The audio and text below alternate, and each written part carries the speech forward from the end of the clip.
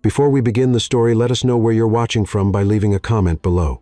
If you enjoy this video, don't forget to like and subscribe. Have a wonderful day. Enjoy the story. Elise stood in the bustling cruise terminal, her heart beating in her ears.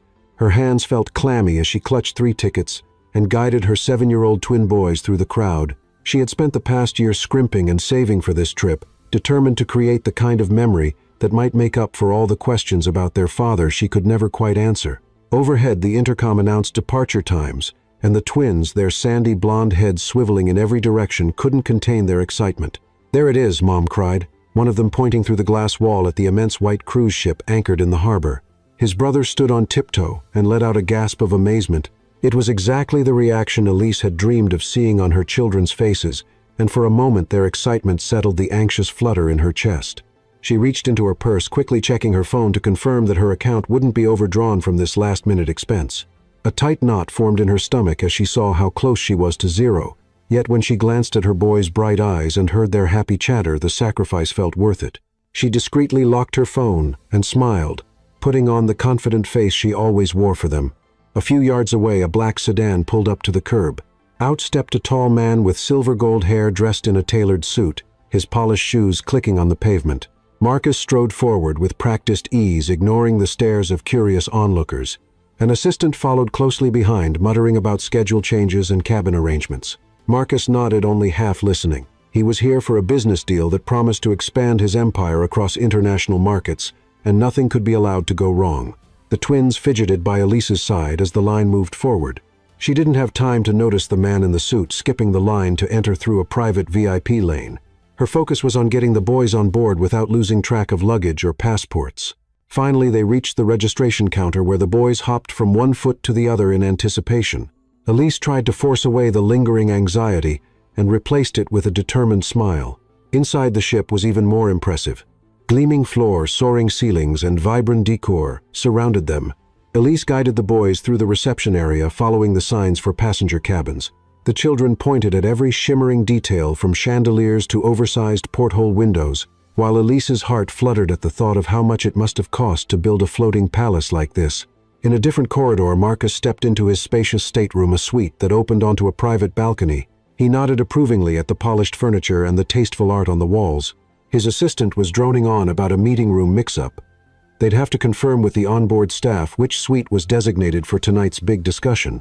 The possibility of confusion irritated Marcus, but he set his jaw, determined to keep everything in order. He had no idea that just a few decks away was the woman whose memory still lurked at the back of his mind, attached to old guilt and missed opportunities. Elise and the twins found their cabin on a lower deck. It was small, but the bright bedspreads and a circular window that revealed the vast expanse of water made the space feel cozy. The boys scrambled to pick their beds, bouncing on the mattresses with gleeful giggles. Elise reminded them to be gentle. There were other passengers around, but truthfully, she loved seeing them so excited. She hoped this trip could distract them from questions about the father who'd never been around. Though she tried not to think about him, the memory sometimes slipped into her mind at odd moments, especially on nights when she could almost remember the warmth of his presence and the last look he gave her before leaving. Shaking off that old hurt, she helped the twins unpack a few essentials, folded away their clothes, and led them to the ship's upper decks to explore. Upstairs, the boys stood in awe at the giant water slide twisting above the pool. They rushed to the edge, watching vacationers splash around as a live band played near the bar. Elise reminded them not to lean over too far, and they promised to wait until later once they'd settled in. From across the pool area, Marcus walked by with his phone pressed to his ear, discussing the final points of his upcoming meeting. He was too deep in conversation to notice the mother and 2 children laughing together by the railing, and Elise, turning away from the pool to rummage in her bag for sunscreen, never lifted her head to see who had just passed.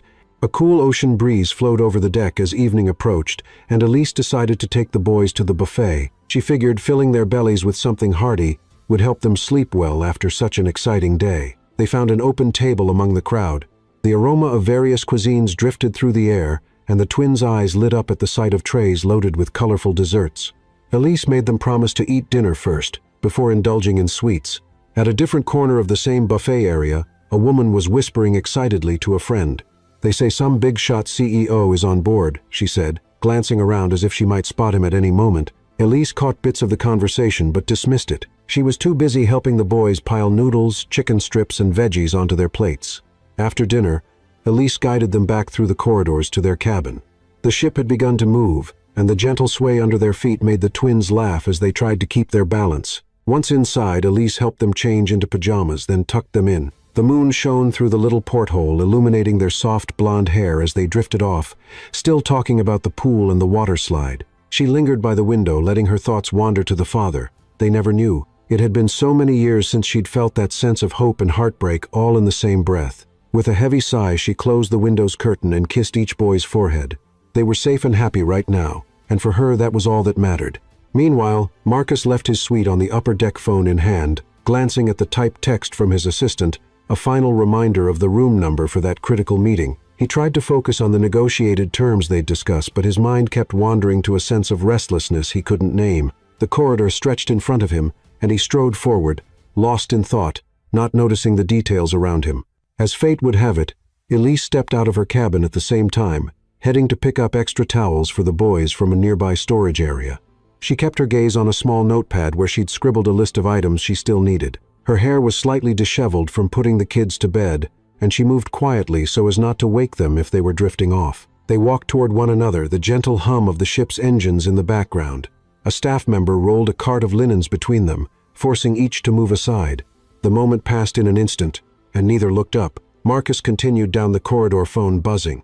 Elise glanced at her watch, anxious to return to the twins.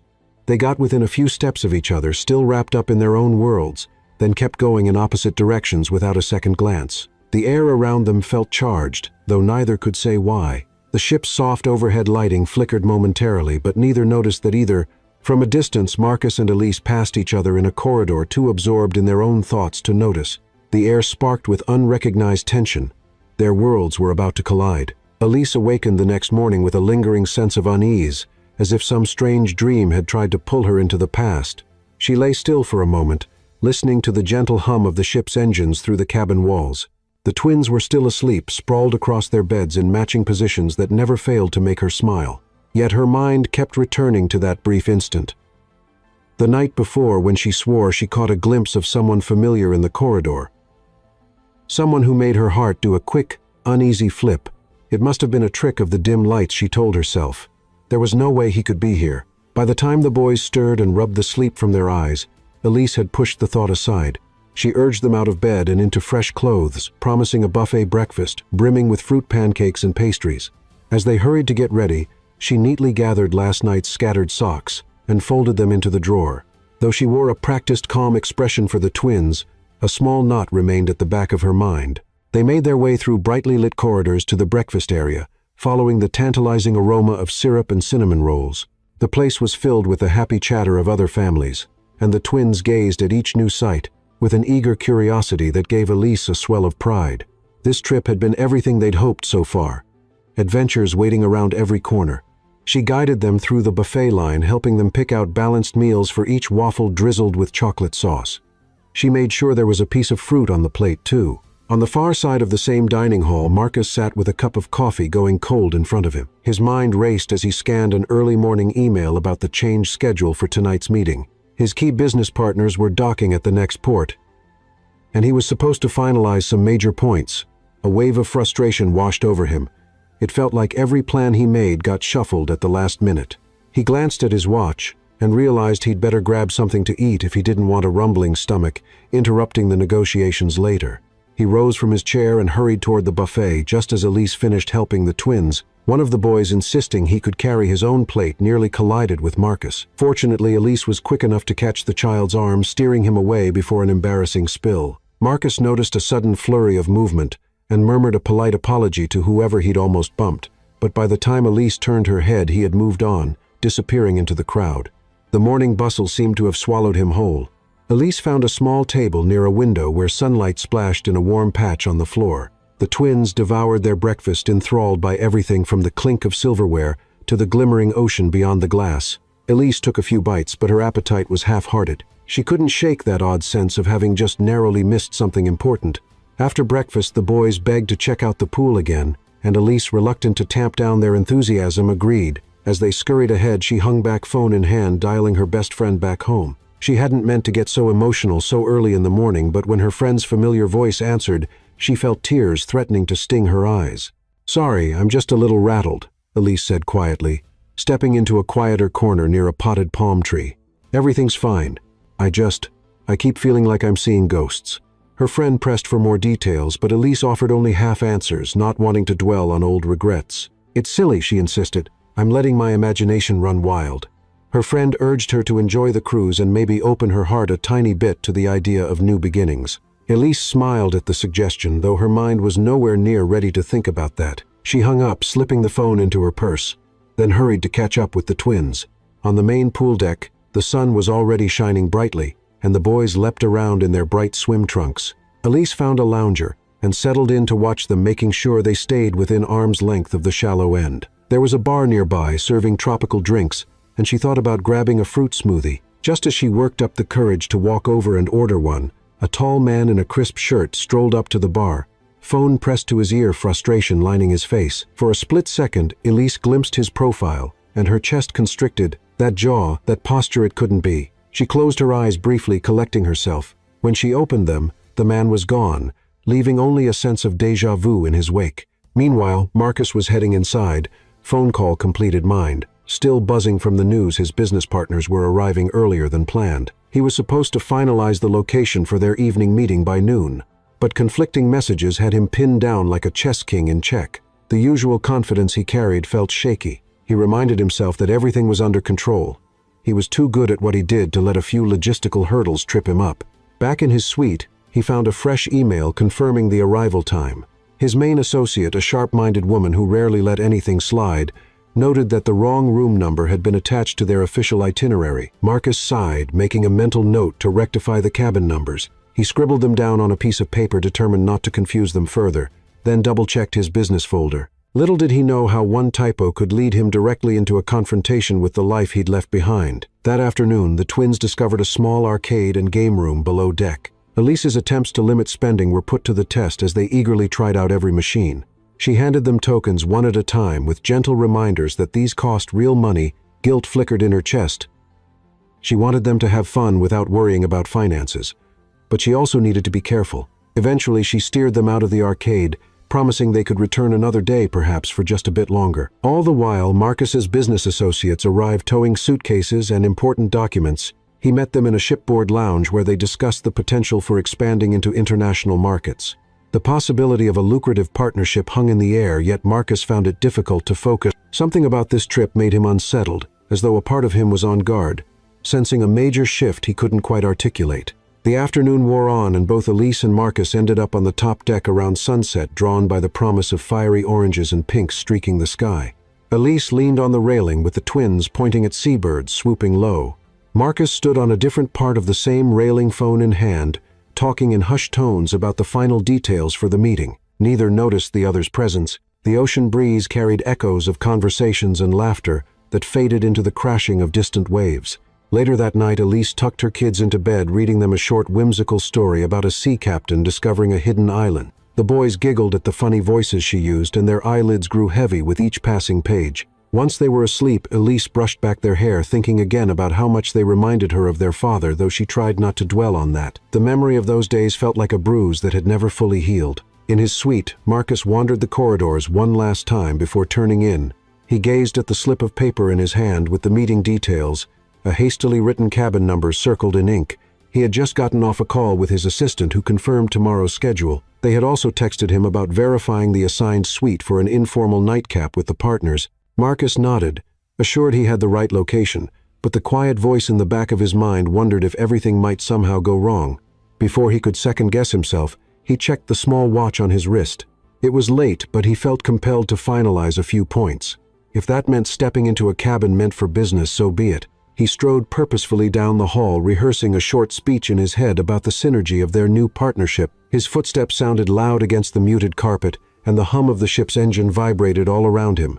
His heart quickened, not with fear, but with that familiar rush of adrenaline he always felt before closing a deal. If only he knew what waited behind that door. He approached, raised his fist, and took a breath to steady himself. Late at night, Marcus confidently marches toward a cabin door, Elise's with the number scribbled on his note. About to knock and step in without suspecting anything, Marcus turned the doorknob with quiet confidence, a folder tucked under his arm. The corridor behind him hummed with the distant sounds of air conditioning and the faint murmur of late-night conversations. He was sure this was the correct cabin for the informal business discussion his assistant had arranged. The lights inside were dim, but he stepped forward anyway, expecting to find his colleagues wrapped up in negotiations or reviewing documents. Instead, the first thing he noticed was a pair of small sneakers lying by the entrance, children's sneakers. That was odd.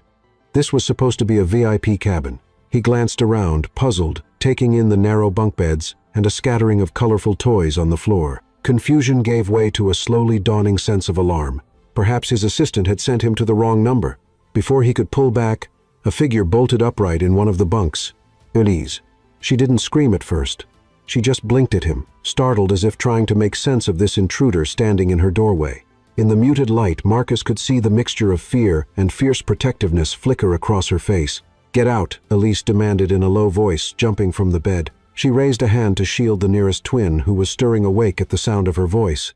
Her heart hammered in her chest. Instinctively, she put herself between the stranger and her sons. Marcus opened his mouth to apologize, but no words came. The cabin's faint overhead light fell across her features, and he stopped breathing for a moment. He knew her face, even though so many years had passed. He knew those eyes, the line of her jaw, the way she clutched at her heart when startled. It couldn't be.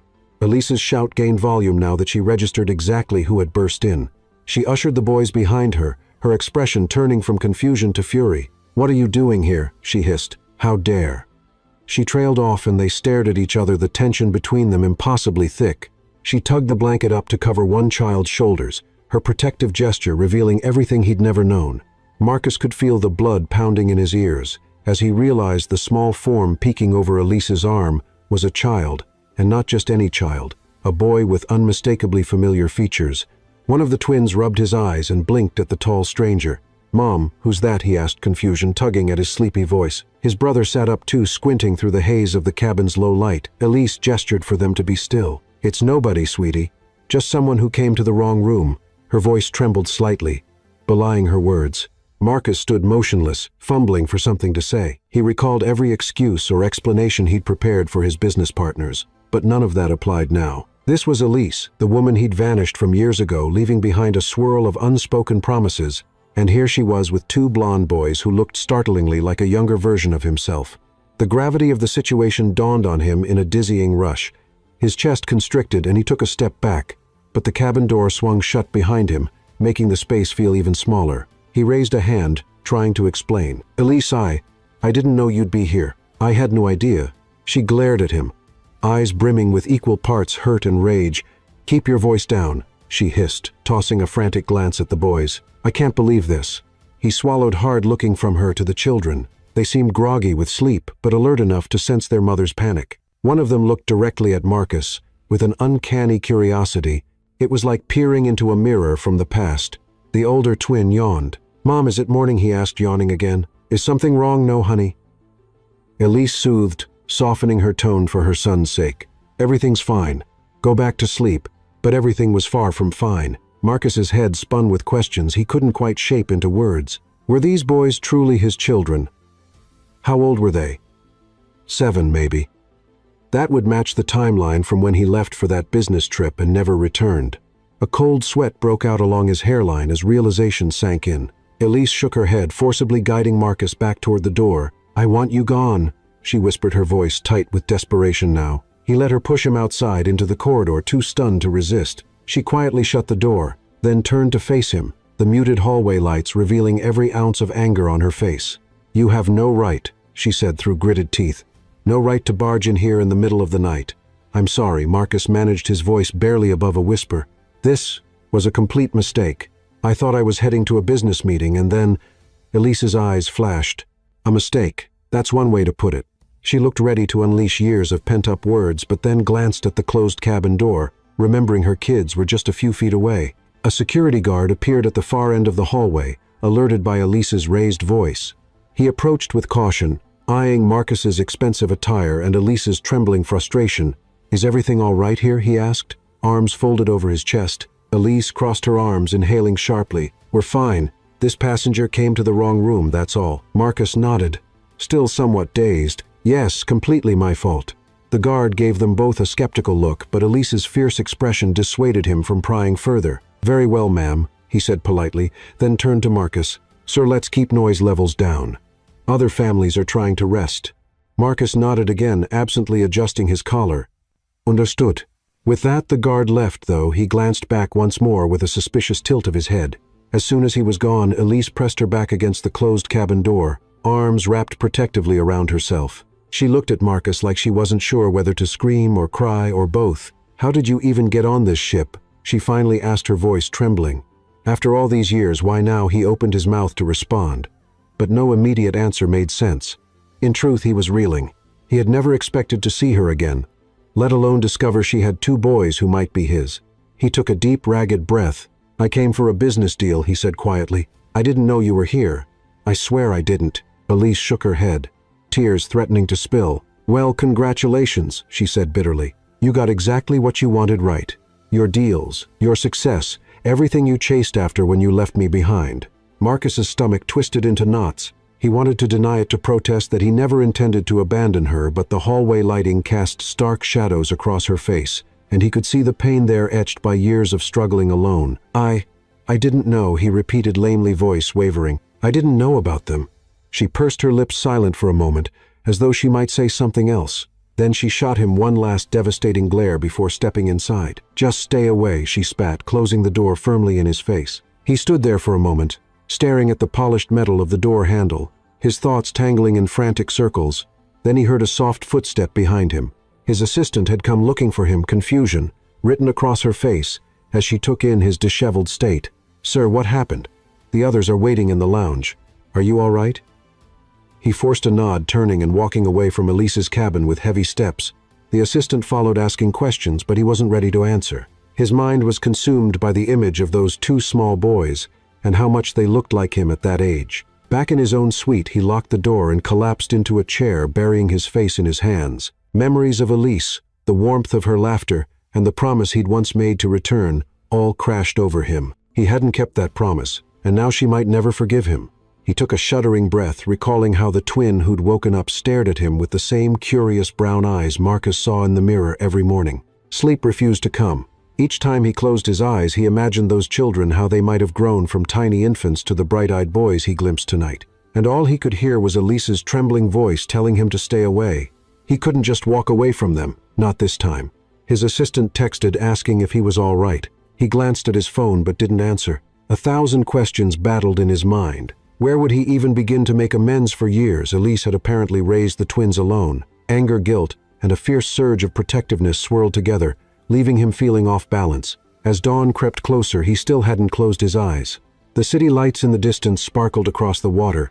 They might be mine, he whispered, voice echoing faintly in the quiet cabin. The thought both terrified and electrified him. He stood by the window looking out at the dark sea, knowing his life had just changed forever. They look exactly like me. Morning light crept through the edges of the curtains in Marcus's suite, revealing dark circles beneath his eyes. He had drifted off only for moments here and there, haunted by the vision of Elise's shocked face and the sight of those twin boys who looked so much like him.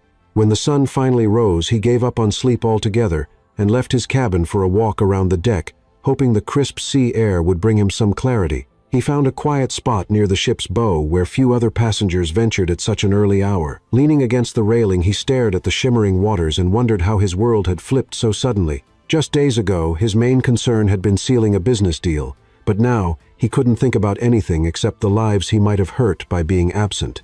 He had no plan for how to talk to Elise, how to ask if the boys were truly his, yet he knew he couldn't hide from her, not anymore.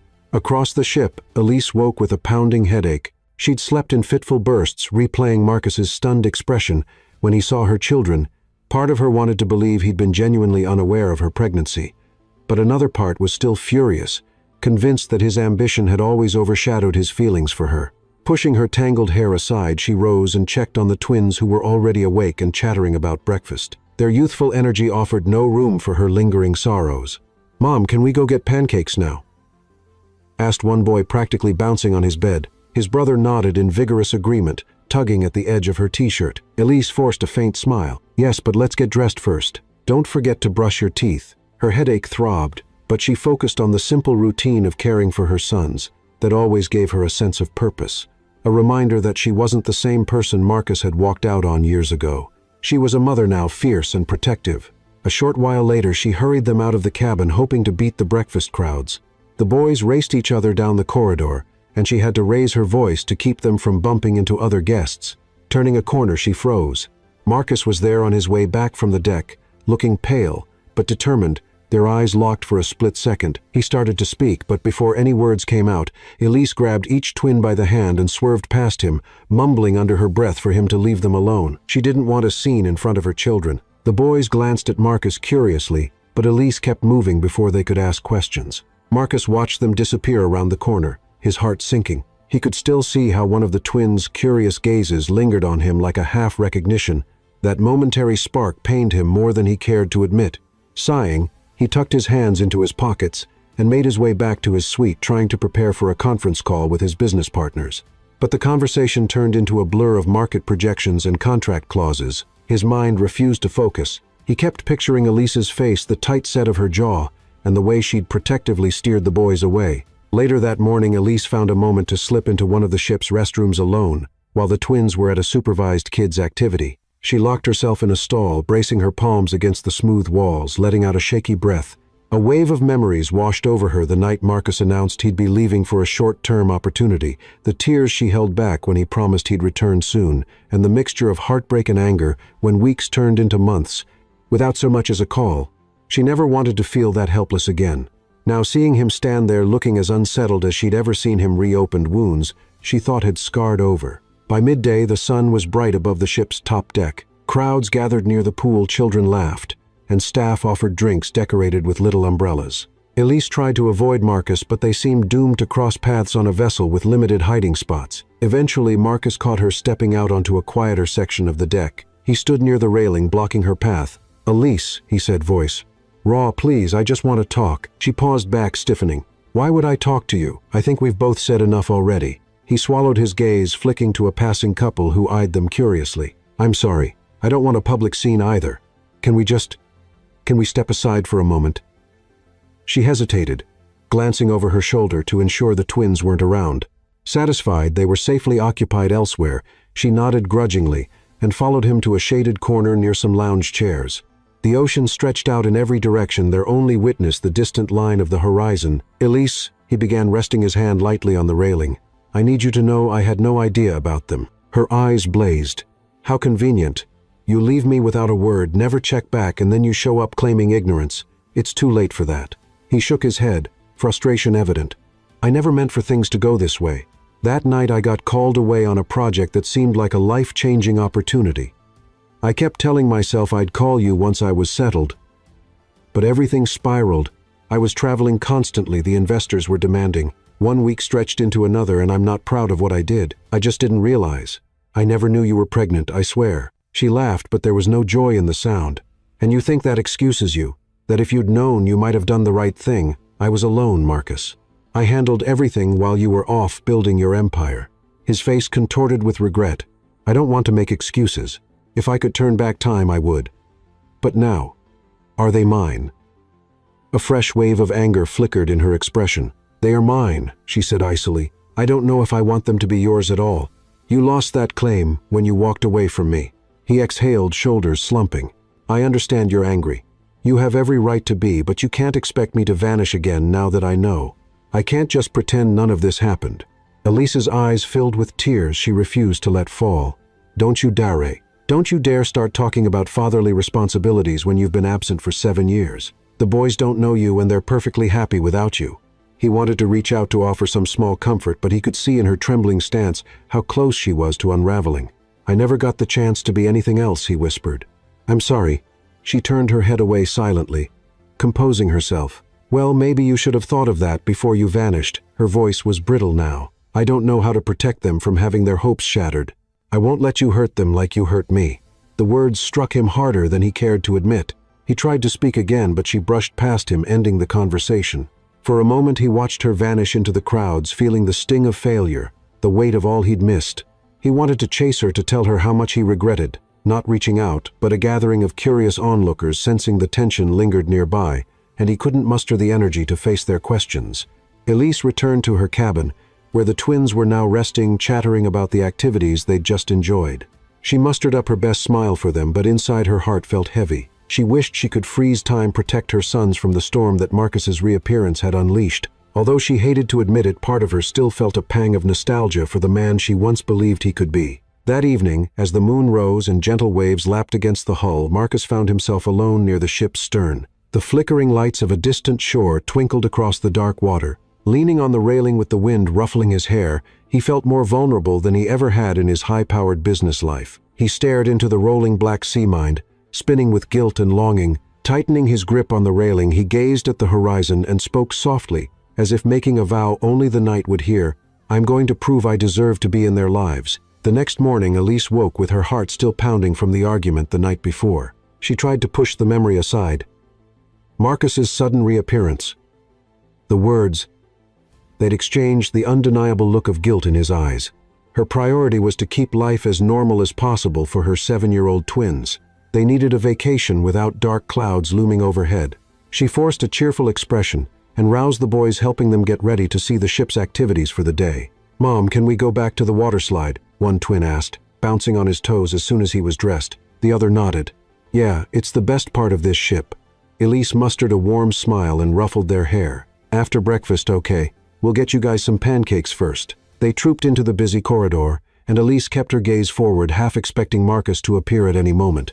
She hurried the boys along, determined not to let them see the tension she felt in every muscle. When they arrived at the buffet, the twins raced to pick up trays while Elise scanned the room warily. No sign of him. She exhaled, feeling both relief and a strange pang of disappointment she couldn't quite explain.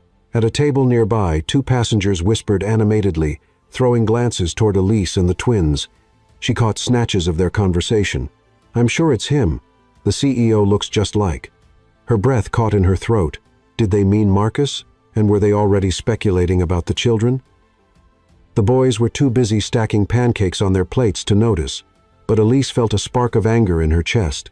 She ushered them to a quieter corner of the dining hall and tried to pretend none of it bothered her. Before long, she set the twins up with their breakfast, and they happily dug in. She poked at her own food, her appetite dulled by nerves. Not far away, Marcus listened to his assistant's urgent whispers, phone in hand. Apparently, a rumor had started circulating among some of the passengers. The well-known CEO on board might be entangled in a paternity scandal. Marcus's business partners had also heard about it. They sent him wary messages, worried that negative press could sink their $1 million deal. His grip tightened on the phone. The last thing he wanted was for Elise or the twins to become fodder for gossip. He hadn't even confirmed the truth himself. Still, he was no stranger to rumors and paparazzi. He knew how vicious they could be. He tore his eyes away from the phone when he glimpsed Elise guiding the boys to a corner table. She looked tired, shoulders stiff. Guilt flared in him again. He wanted to fix this, but he also had to be cautious. For now, he decided to sit on the opposite side of the buffet, giving her space. Meanwhile, one of Elise's twins began to complain of a mild earache. Concern flashed across Elise's face. She quickly cleared their plates and brought them to the ship's medical office just to be safe.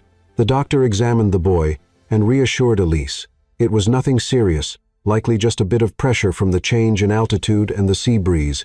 Still, she couldn't help feeling protective. She thanked the doctor and led the boys out. On their way back, a few passengers cast curious looks at Elise. A couple even snapped pictures with their phones. One had the nerve to call out, "Is that the famous businessman's kid?" Elise felt her cheeks burn. She hurried the twins along without responding. She reached her cabin and shut the door, fighting the urge to slam it. The boys, sensing her tension, asked if she was mad. "No, sweetheart," she said softly, crouching to their level. "I'm just trying to keep everything calm."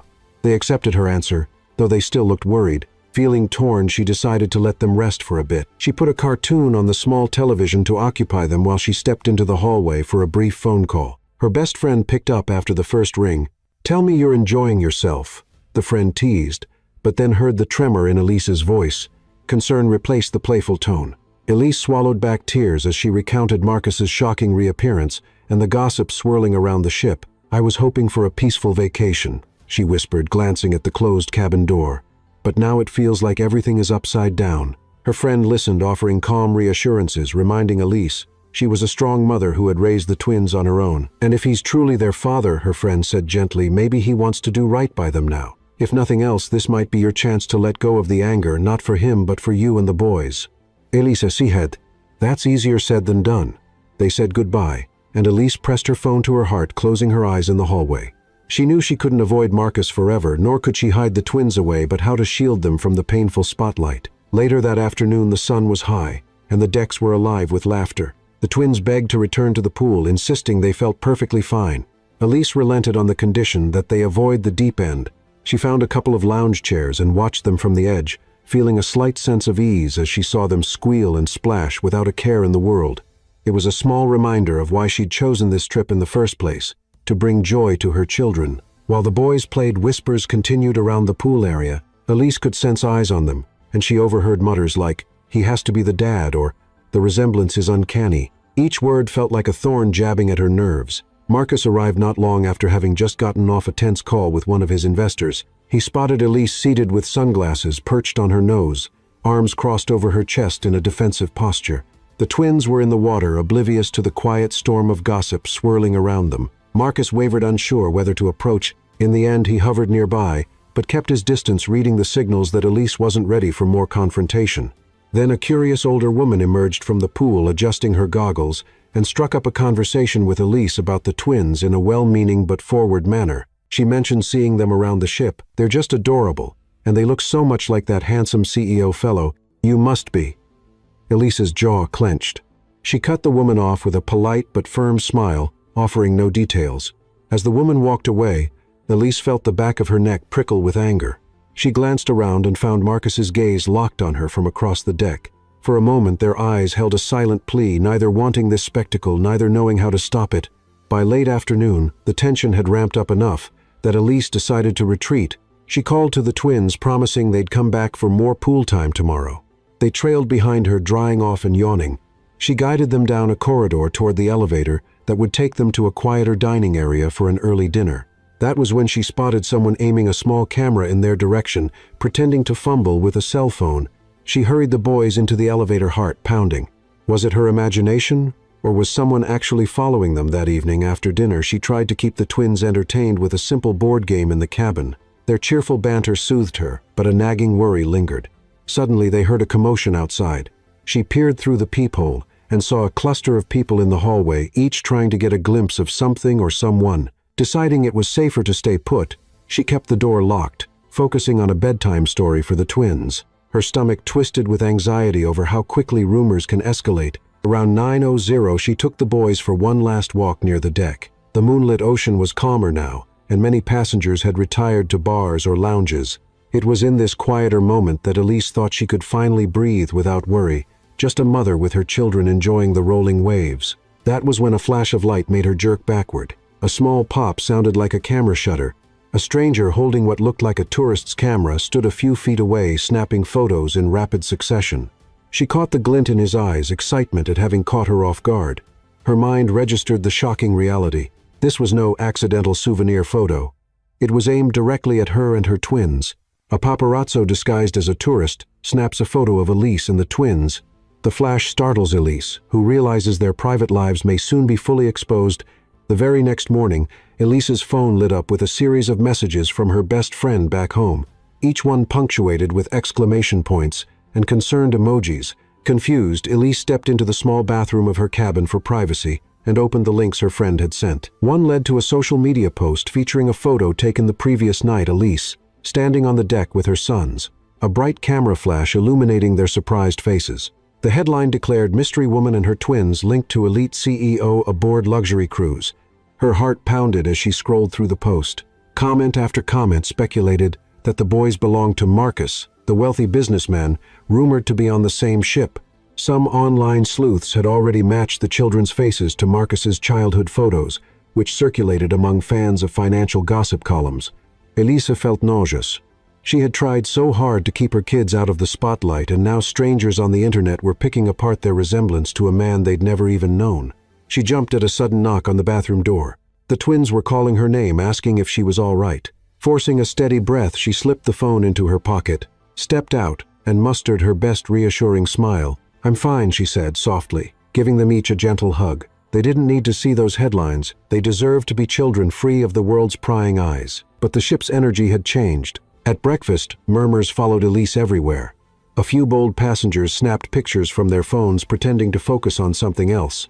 Elise lowered her gaze, steering the twins through the crowded buffet line, wishing she could shield them with an invisibility cloak. "Mom," one boy whispered, tugging her sleeve. "Why are people looking at us like that?" She pressed her lips together. "They're just curious," she answered softly. "Ignore them, okay?"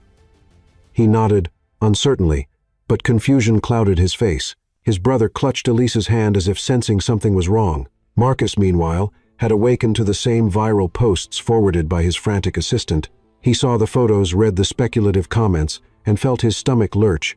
His business partners, well aware of the rumors swirling online, now pressed him to take control of the narrative before negative press ruined their delicate deal. They demanded a statement, one that would deny paternity or confirm it as long as it halted the brewing scandal. Leaning against the wall of his suite, Marcus raked a hand through his hair. He couldn't stomach the thought of publicly denying the twins, but how could he confirm anything if Elise wouldn't even speak to him? If he said they were his without her blessing, he risked pushing her away entirely. Torn between his obligations and his conscience, he left his assistant's calls, unanswered, stuffed some documents into a portfolio, and headed out in search of Elise. He found her in the corner of a lounge area where she was trying to calm one of the twins. The child looked upset and a bit pale, perhaps reacting to all the unwanted attention. Elise had them seated at a small table, away from staring eyes. She glanced up the moment Marcus approached, and her expression darkened. He raised his hands in a gesture of peace. "I'm not here to make a scene," he said, keeping his voice low. She got to her feet, sending the twins to the other side of the lounge to watch an aquarium display. Then, crossing her arms tightly, she turned to Marcus. "Look what you've done," she hissed. "They're all over the internet now, and I can't even take them to breakfast without people gawking or snapping pictures." Anger and guilt flared in Marcus's eyes. "I never wanted this," he answered, matching her low tone. "The photos leaked before I could do anything about it." "Really? And I suppose your fancy business deal isn't your top priority anymore?" Her voice dripped with bitterness. He winced.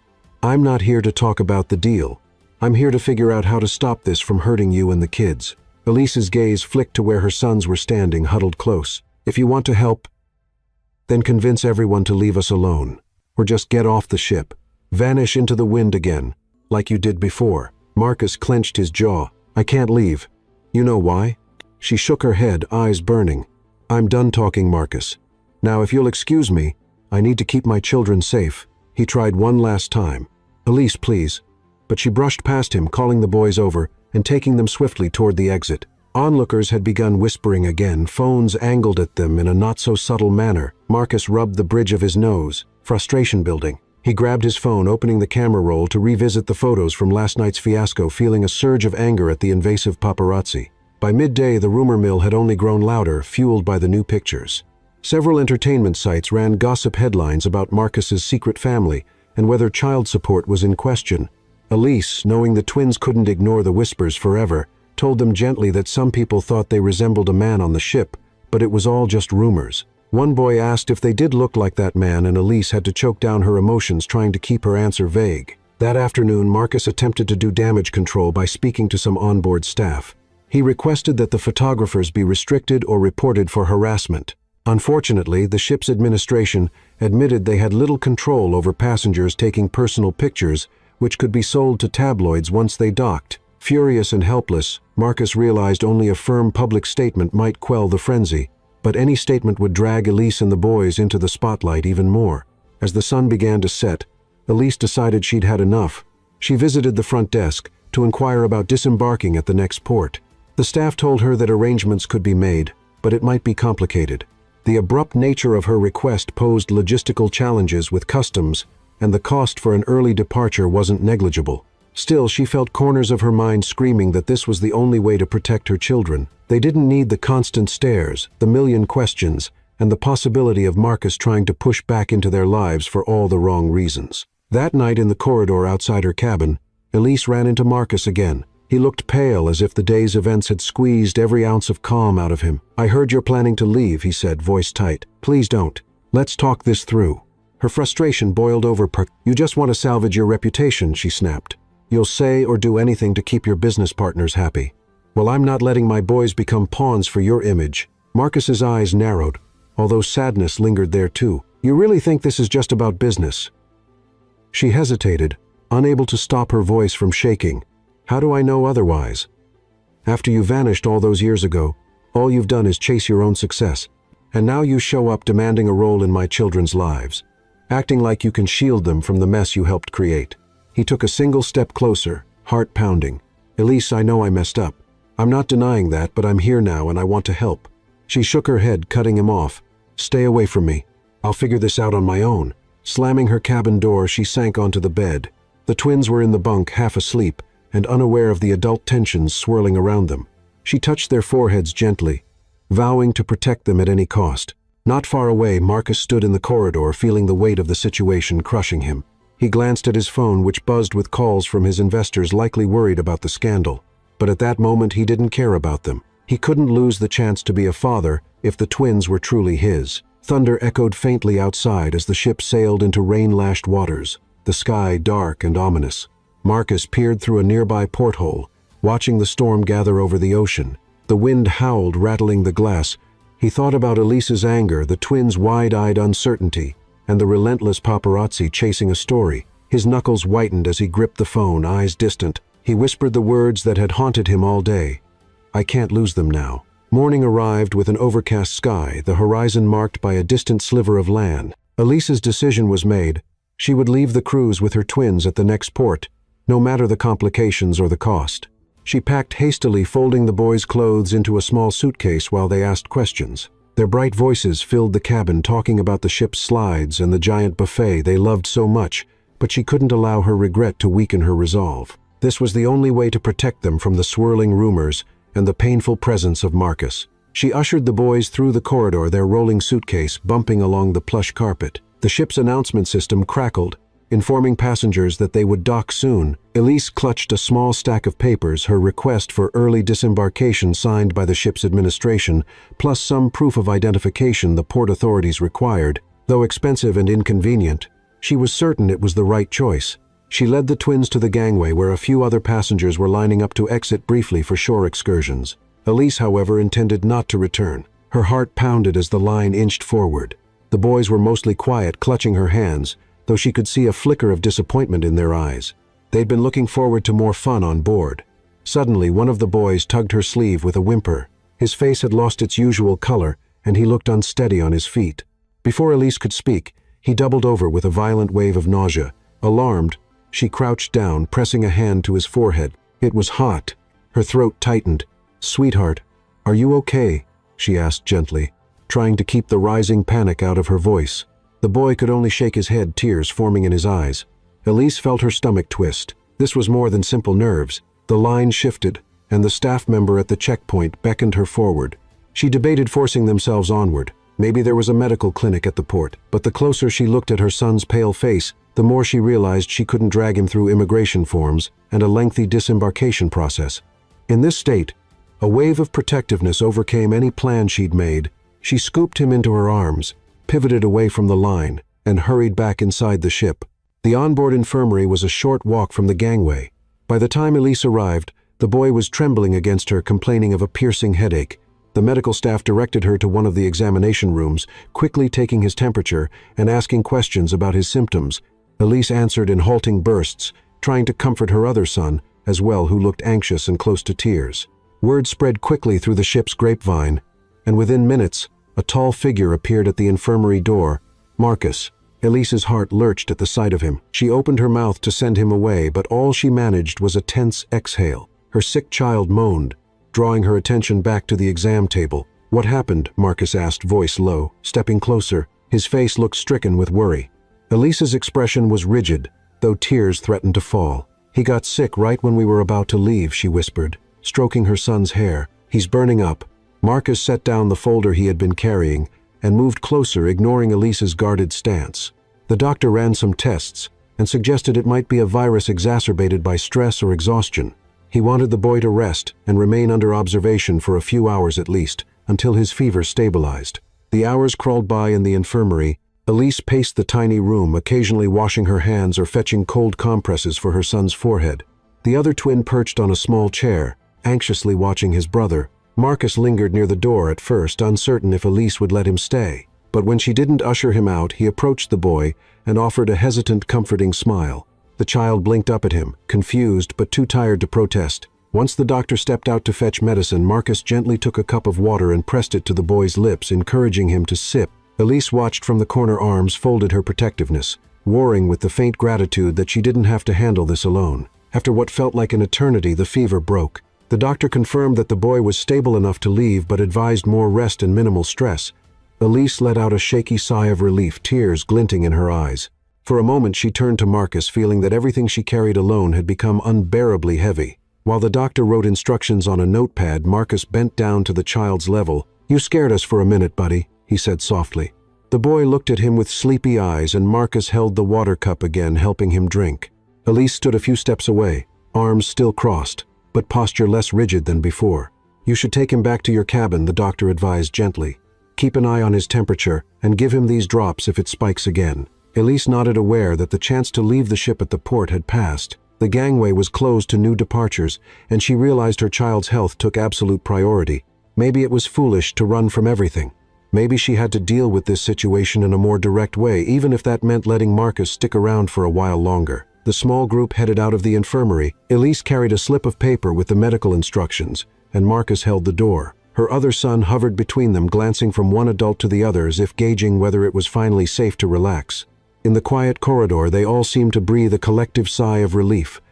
No paparazzi, no stares, just the lingering hush of midday on a giant ship.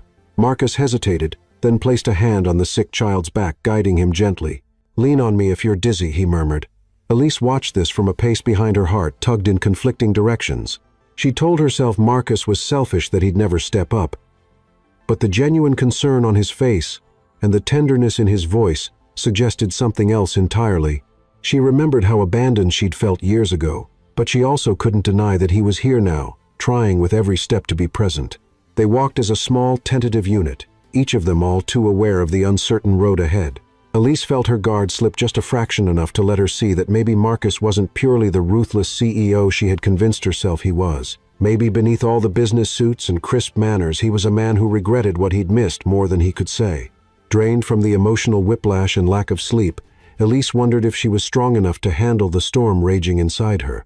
The children, though, came first. She would do anything for them, even accept help from the man who'd once shattered her life.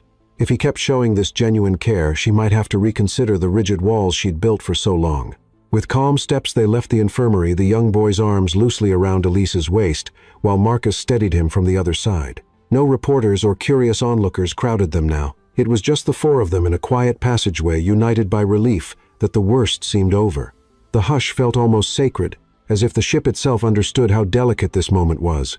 As they leave the infirmary, Marcus places his hand gently on the child's shoulder.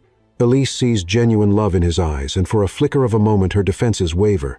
Morning arrived with a gentle knock on Elise's cabin door, one of the ship's staff announcing the doctor's follow-up for her son. She thanked the crew member, quietly turning to see the twins already awake. The boy who had fallen ill appeared much better, though still a bit pale. She wanted to be sure he was cleared for any activities and free of lingering fever. Her other son hovered near his brother, relieved to see him looking more alert. They made their way through the corridor, and Elise kept a protective arm around the recovering twin. Yesterday's turmoil still weighed heavily on her, but she pushed the worry aside to focus on her child's health. They entered the ship's infirmary, where the same doctor greeted them with a kind smile. After a brief checkup, temperature, a glance at the boy's eyes, a question or two about how he was feeling, the doctor nodded approvingly. The fever had fully subsided, and it seemed the worst was over. Outside in the hall, they nearly bumped into Marcus. He had come to ask the medical staff for an update. The concern etched on his face, looking all too genuine. The moment his eyes landed on the recovering child, a flash of relief passed over his features. "How's he doing?" he asked gently, falling into step beside them. Elise hesitated, then answered with grudging civility, "He's better. The doctor just cleared him." Marcus gave the boy a warm smile. "That's great news.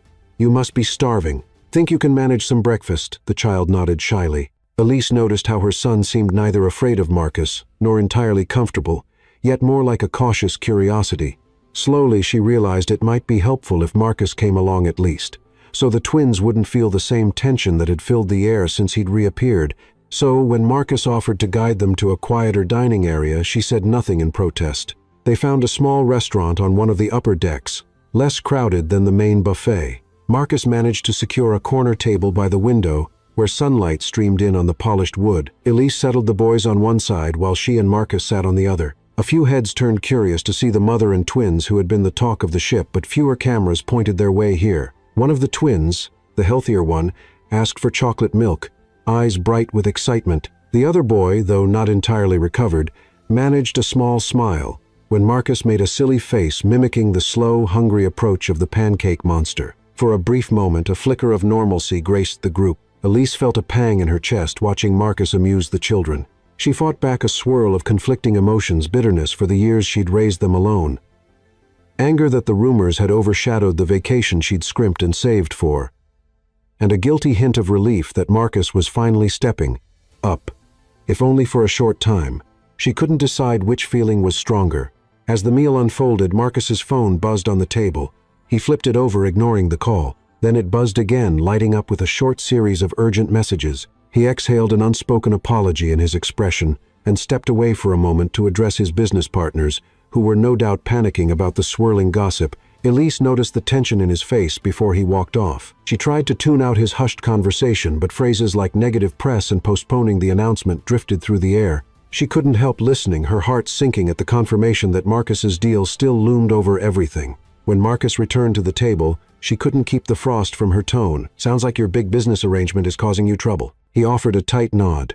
"They're concerned about the rumors," he admitted, careful to keep his voice low so the children wouldn't hear, "but none of that matters to me right now."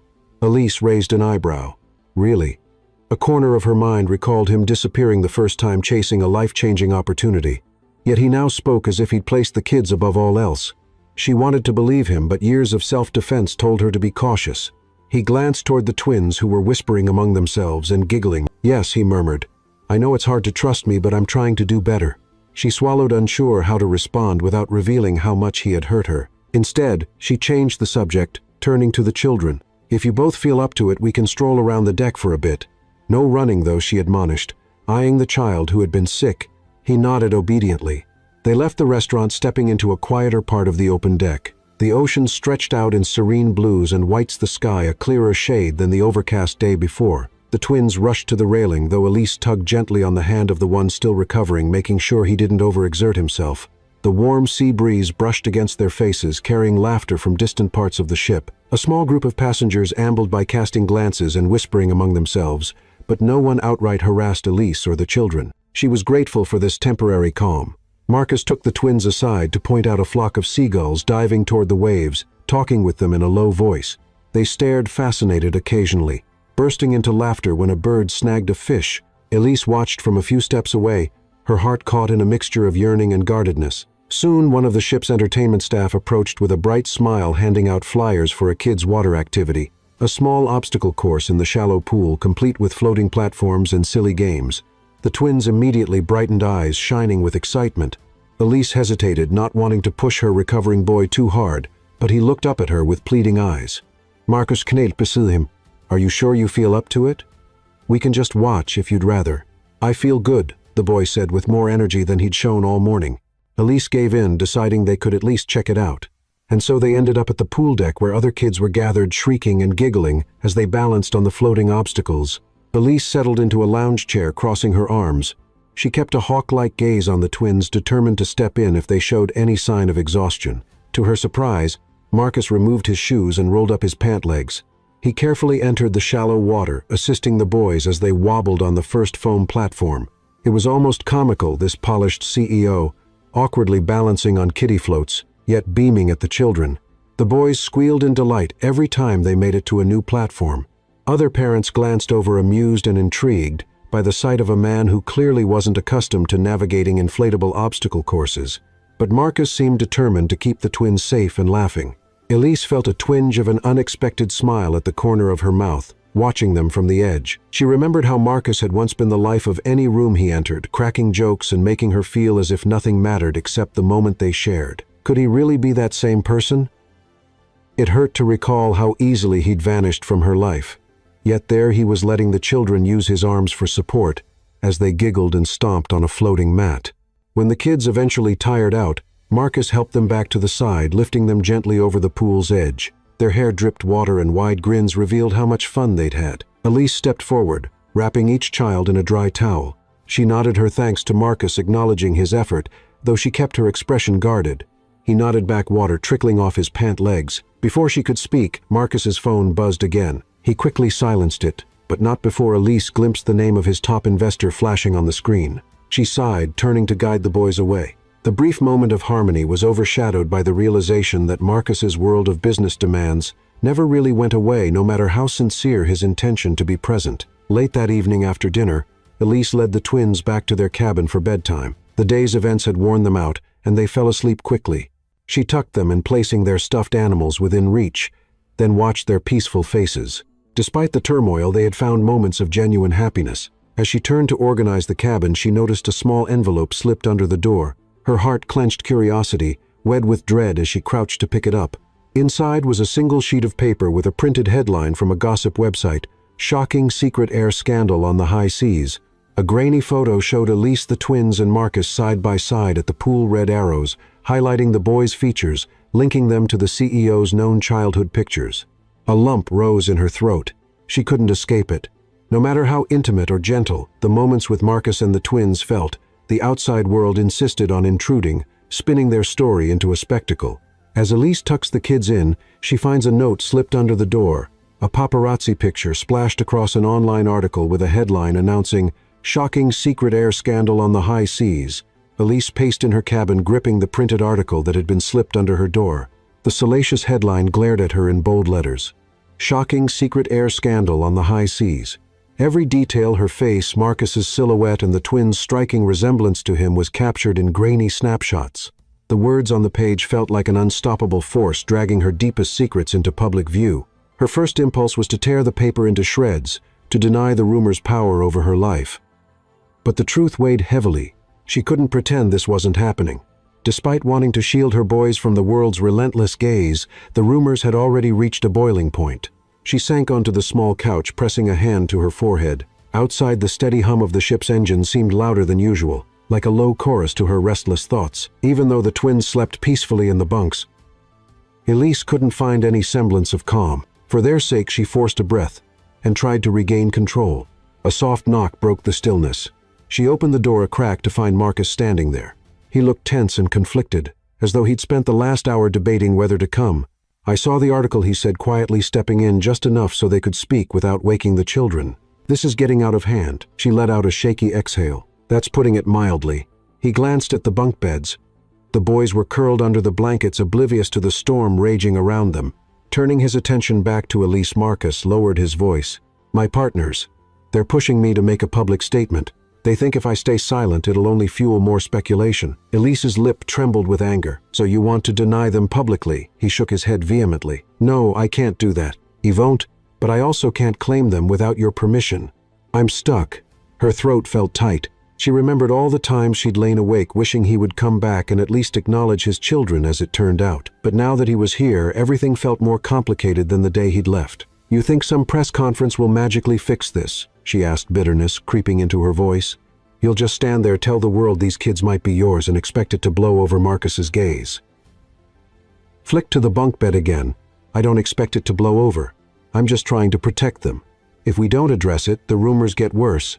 People will say whatever they want, and the kids will be hounded." For a moment they stared at each other in the soft glow of the cabin's nightlight, the hum of the air conditioning filling the silence between them. Finally, Elise closed her eyes. "I don't like this, but I don't have a better plan." He nodded, something like relief in his expression. "Tomorrow, I'm going to call a press gathering in one of the ship's event lounges. Just a handful of journalists, hopefully. I'll say the truth, that there's a strong possibility they're mine." Elise's hand trembled on the doorknob.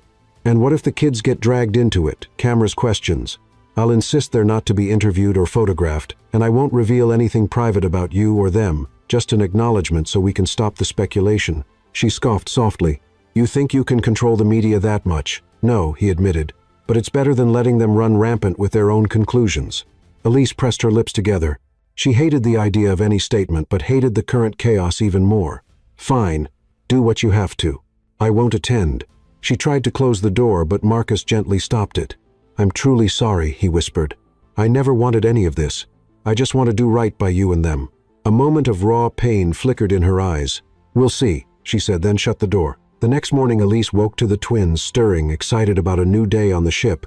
She kept her face composed, trying not to betray the whirl of anxiety in her stomach. If Marcus was going to make a public announcement, it would likely happen around midday when the press had set up. Elise longed to keep the children as far from the cameras as possible, but she couldn't hide them away in the cabin forever. After breakfast, she guided the boys to a small activity room where staff offered games and arts and crafts. They were thrilled to try out painting and clay modeling, giving Elise a short window to slip away and check if Marcus had indeed gone through with his plan. Part of her wished he'd back out, but she knew he wouldn't. A swirl of curiosity, dread, and reluctance pulled her along the corridors, toward the main event lounge. Sure enough, she reached the doors to find a small knot of reporters and curious passengers gathered inside. Microphones stood at the front of the room, and Marcus' tall eyes set with determination was speaking quietly with a staff member. He held a folded piece of paper, likely notes for the statement he intended to read. For a moment, Elise lingered by the entrance, half hidden behind a taller passenger. She didn't want to be seen, but her heart hammered with the need to know what he would say. Perhaps she owed it to herself and the twins to hear his words firsthand. Marcus stepped up to the small podium, clearing his throat. The whispers in the room died down. Bright lights from camera phones and a couple of actual cameras focused on him, casting sharp shadows across his face. The expression he wore was serious, tinged with vulnerability. "Thank you all for coming," he began, his voice carrying the confidence of someone used to speaking under pressure. "There's been speculation that I might be the father of 2 young children on this ship. Until now, I've said nothing, but the rumors have grown invasive and hurtful to the family involved." A flicker of annoyance passed through the group of reporters, as if they braced for a typical denial. But Marcus continued in a firm, measured tone. "I want to make it clear that there is a strong possibility these children are mine. Although I've only recently learned of their existence, I take full responsibility for my past mistakes." He paused, swallowing, and Elise could see the tension in his shoulders. "Until paternity is confirmed, I ask for privacy, respect for the mother and the children. None of them deserve the scrutiny or speculation that's been forced upon them." A wave of murmurs rippled through the crowd. Flash bulbs popped, capturing Marcus's composed but emotional statement. One bold reporter in the front row raised her hand. "Are you claiming them publicly because of your business deal? Is this just to protect your company's image?" Elise's heart clenched. This was exactly the kind of question she'd feared. Marcus looked the reporter straight in the eye. "No, my business deal is secondary. This is about doing what's right for a potential family I never knew I had. The children come first." A hush fell over the room as he finished. Another reporter asked if he planned to undergo a DNA test. Marcus nodded, acknowledging that step would come soon. Then he glanced toward the door, toward where Elise stood half hidden in the shadows, pulse thrumming in her ears. Their eyes met for an instant. In that moment, Elise watched from the back of the event lounge, half concealed behind a taller passenger. Marcus stood at the podium, shoulders squared, speaking into a cluster of microphones. A hush had settled over the small crowd of reporters and curious onlookers. The last camera flash faded, and stillness held the room. "I want to make it clear that there is a strong possibility these children are mine," Marcus declared, glancing down at the paper in his hand for just a heartbeat. "Although I've only recently learned of their existence, I take full responsibility for my past mistakes. Until paternity is confirmed, I ask for privacy and respect for the mother and the children. None of them deserve the scrutiny or speculation that's been forced upon them." A ripple of surprise passed through the gathering. Some reporters had clearly expected a denial. Others scribbled hurried notes. One raised her hand, stepping closer. "Are you making this statement because of your multi-million-dollar business deal? Is it just damage control?" Elise felt her stomach clench at the question. This was her exact fear, that Marcus was only stepping forward to preserve his reputation. She could see from his tense expression that he recognized the weight of his next words. He locked eyes with the reporter. "I'm doing this because it's the right thing to do," he replied, voice calm. "Yes, I'm also negotiating a significant business partnership, but my priorities shifted the moment I realized there might be 2 children out there who need their father." Murmurs spread across the lounge. A few cameras flashed again, capturing the earnest set of his jaw. Another reporter asked about DNA testing. Marcus confirmed that step would come as soon as logistically possible, given they were at sea. Then he glanced toward the entrance. For a fleeting moment, his gaze found Elise half hidden in the shadows. The intensity in his eyes seemed to steady him, as though her presence reminded him whom he was truly doing this for. A tall man in a crisp polo shirt, clearly a photographer, shouted from the back. "So you admit you were a deadbeat dad, until the tabloids outed you?" Marcus's jaw tightened. "I admit he made mistakes. I never knew Elise was pregnant, but that's not an excuse." I should have kept in touch. If it turns out these boys are mine, I'm committed to making up for lost time." A sea of questions swelled. People clamored for details, some wanting to know if he planned to pay child support, others demanding the mother's identity. Marcus held up a hand, calmly stating he would disclose no personal information about Elise or the twins to protect their privacy. He politely thanked everyone for respecting that boundary and stepped away from the microphones. 2 ship security staff moved in to manage the crowd. Elise felt her heart pounding as the lounge erupted in a flurry of camera clicks and urgent whispers. She slipped out quietly, eager to avoid being caught in the wave of attention. The last she saw Marcus was shaking a few reporters' hands while politely refusing further comment, his expression grim but resolute. She made her way back to the corridor, where she stopped by a large porthole. Sunlight streamed through onto the polished floor. Her hands trembled as she placed them against the cool metal railing, trying to collect her thoughts. Even though she'd strongly resisted the idea of a public confession, something about hearing Marcus speak so openly tugged at her heart. Lost in thought, she almost didn't notice him approaching. He had managed to extract himself from the reporters, and now stood a few steps away, looking shaken by the intensity of the press conference. "Did you hear everything?" he asked quietly, wiping perspiration from his brow. She nodded, swallowing against the lump in her throat. "Yes," she said, voice taut with emotion. "I wasn't sure if you'd actually go through with it." He let out a tired breath. "Honestly, neither was I, but I meant every word. I can't pretend those boys aren't my responsibility." He paused, catching himself. "Our responsibility, if you'll let me." She studied him for a moment, grappling with her own doubts. "People are still going to talk," she murmured. "They'll want interviews, pictures. They won't let this go easily." "I know, but if we stand together, we can control the narrative or at least protect the kids," Marcus answered softly. He hesitated, then added, "None of this matters if you won't have me anywhere near them.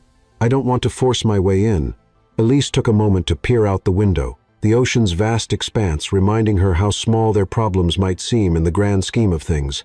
Yet they consumed her world entirely. She turned back to him, arms folded. "I still have a hard time trusting you.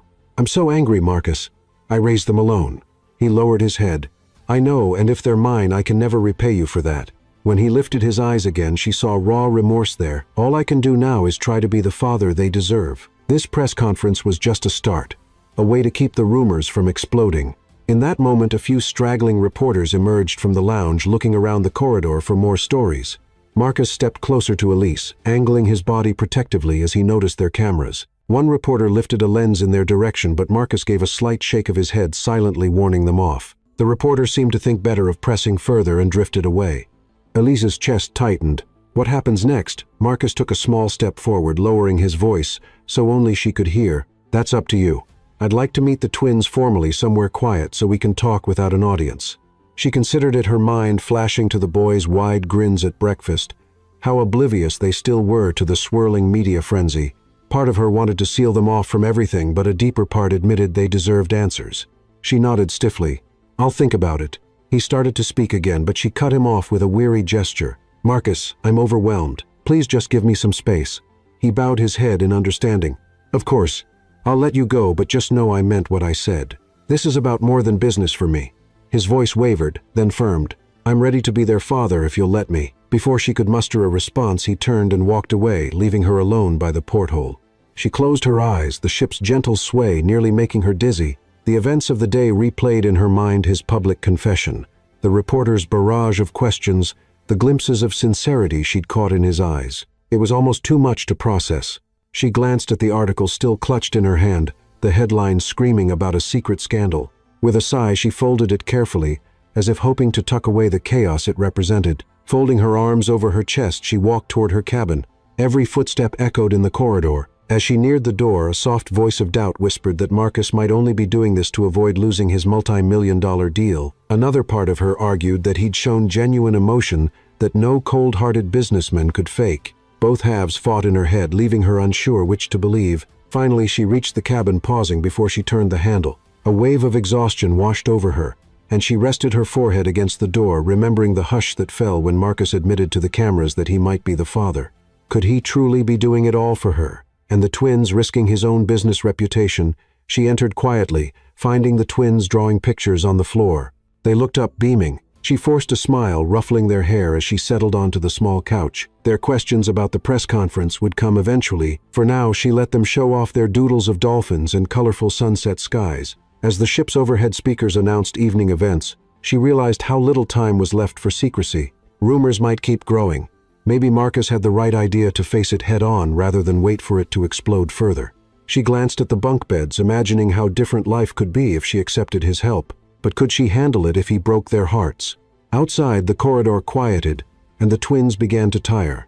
She tucked them in for the night, whispering lullabies she had made up during her years of single motherhood. Then she slipped into the hallway to stand alone, thinking about the day's ordeal. The hush felt like a fragile gift, giving her space to breathe and reflect. She noticed Marcus approaching from the opposite end.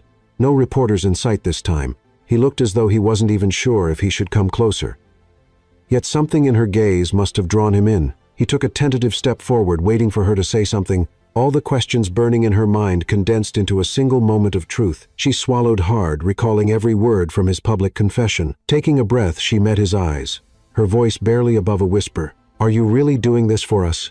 Elise stood in the corridor, arms folded, eyes flicking from Marcus's uncertain expression to the softly lit doorway of her cabin. The muffled sounds of her twins stirring within seemed to punctuate the silence. Her question still hung in the air. "Are you really doing this for us?" Marcus inhaled slowly. He looked tired. Darker circles under his eyes, tension pinching the corners of his mouth. Yet there was a warmth in his gaze that made Elise's heart flutter with a conflicting mix of hope and weariness. "Yes," he said softly. "I won't pretend I'm not worried about my business deal, but if it all fell apart tomorrow, I'd stay here with you and the boys. That's where my priorities are." She studied him, her guard still firmly in place. For so long she had raised her children alone, nursing anger and resentment. To trust him again felt like stepping onto shifting sand. She opened her mouth to reply but found no words, only a tightness in her chest. Instead, she nodded once and gestured for him to follow her into the cabin. The twins were sitting up in their bunk beds, yawning and rubbing their eyes. Seeing Marcus enter, they exchanged curious glances as if uncertain how to greet him. Elise stood beside them, smoothing the rumpled sheets. "He wants to talk to you too," she murmured. Marcus approached slowly, heart hammering. He crouched to be at eye level. "Hey guys," he began, voice gentle. "I know you've seen me around the ship, and I'm sure you've heard things, people saying I might be your dad." The boys looked at each other, then back at him. One of them fiddled with a small stuffed dolphin. The other clutched the edge of the blanket. The first spoke with a shaky curiosity. "Are you?" he asked, eyes big and uncertain. Marcus swallowed. He glanced up at Elise, who offered no rescue. This was a conversation only he could navigate. "I don't know yet," he said honestly, "but I want to find out. More important, I want to be here for you, both of you, whether I'm your dad or not. I care about you." A quiet settled in the cabin.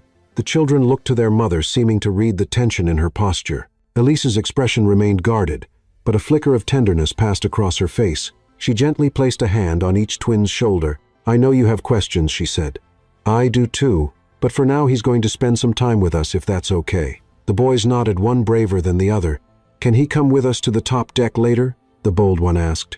"There's a big family event there today." Marcus's shoulders relaxed a fraction, and a hint of a smile touched his lips. "I'd love to if your mom says it's all right." Elise could hardly believe this was real. She remembered the bitter tears she'd cried after his abrupt departure years ago.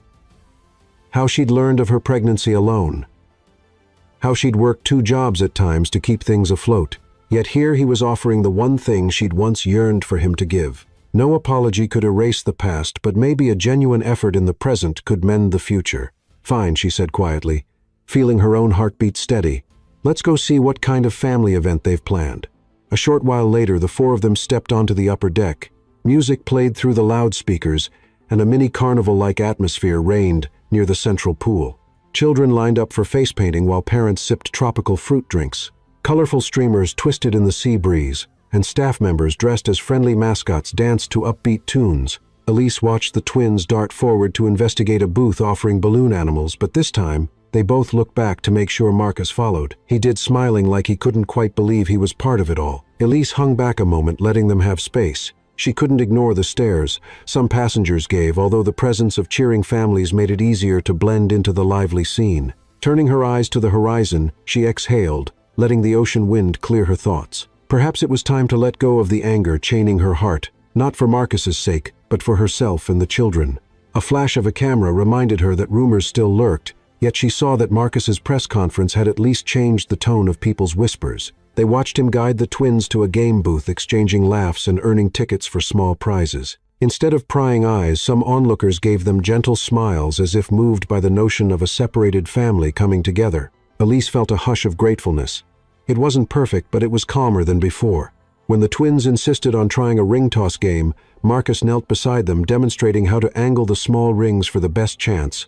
The younger twin flung a ring that soared off in the wrong direction, prompting giggles. Marcus fished a token from his pocket for another try, unwavering in his patience.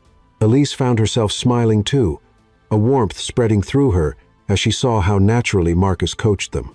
Finally, the boys scampered off to exchange their game tickets for prizes. Elise stepped closer to Marcus, her voice just loud enough to be heard over the music. "Thank you," she said. "I never expected you to jump in like this." His eyes flicked to hers, bright with emotion. "I'm just trying to show you I'm serious," he said. "I know it'll take more than a day of games." She swallowed. "It will. But this is a start." They lingered by the railing content to watch the twins compare their little toys, cheap plastic figures that meant the world to them. A staff member on a microphone announced there would be a brief gathering in 15 minutes at the deck stage, some kind of awards for the day's activities, followed by a short reception. Families gathered in groups, and Elise felt the twins tug at her hand, wanting to get a good spot near the front. Suddenly, Marcus's phone vibrated in his pocket. He frowned, glancing down. Recognizing his business partner's number, a wave of tension crossed his face. Elise caught it and tensed, bracing for him to walk away. Instead, he silenced the call and slipped the phone back in his pocket, ignoring the insistent buzzing. Then he turned to Elise and the boys. "I'll deal with that later," he murmured, gazing at them. "This is more important." A quiet spark of gratitude lit Elise's chest. They made their way toward the small stage where families bunched together in anticipation. A mild hush fell as a staff member began calling up children to award them small medals or ribbons for winning silly games throughout the cruise. The twins cheered on the older kids who trotted up the stage. Marcus and Elise stood side by side, sharing a short glance that carried so many unspoken things. At the end of the presentations, one of the organizers took the microphone to thank everyone for making the Family Day event such a success. A handful of cameras from the ship's staff captured pictures for the crew's souvenir album. The twins clapped excitedly, asking if they could see their own pictures later.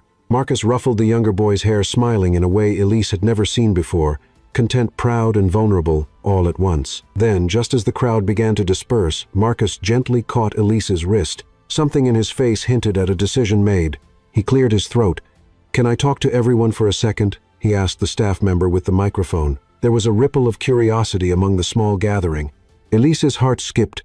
She wasn't sure what he intended, but the staff member handed him the microphone, stepping aside graciously. Marcus inhaled the once dominant CEO, now resembling a man bearing his soul in front of strangers. He began by thanking everyone for the welcoming spirit on the cruise, especially for the kindness shown toward two young boys who'd become very special to him.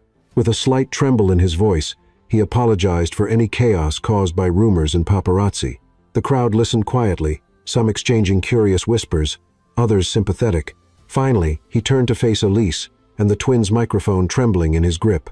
"I spent too many years chasing success, and it led me away from someone I cared about," he said, voice catching. "I don't want to lose any more time. I know I've made mistakes, but you..." His eyes brimmed with emotion.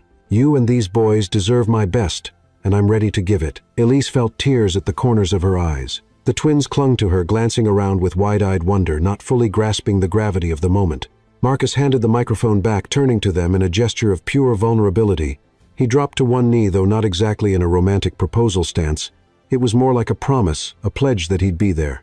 "I don't know if we can start over or how this journey goes," he said, looking up at Elise. "But I'll do whatever it takes to build a real family with you, if you'll give me that chance."